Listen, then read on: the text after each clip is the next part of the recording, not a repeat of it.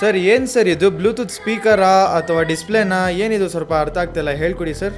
ಇದು artificial intelligence AI robo ಅಂತ ಹೇಳಿ ಕರೀತಾರೆ ಇದನ್ನ. ಯಾವುದೇ ಇನ್ಫಾರ್ಮೇಶನ್ ಕೇಳಿದ್ರೆ ಇದು ಕೂಡ ನಿಮಗೆ ಇಮಿಡಿಯೇಟ್ ಆಗಿ ಆನ್ಸರ್ ಮಾಡ್ತದೆ. ಇದು AI ರೋಬೋಟ್ ತರ ಯೂಸ್ ಆಗ್ತದೆ. ಇದು ಮ್ಯೂಸಿಕ್ ಸ್ಪೀಕರ್, ಕಾಲ್ ಅಸಿಸ್ಟ್, ವೆದರ್ ರಿಪೋರ್ಟ್ ಎಲ್ಲ ಕೂಡ ನೀವು ಇದರಲ್ಲಿ ಅಸೆಸ್ ಮಾಡಬಹುದು.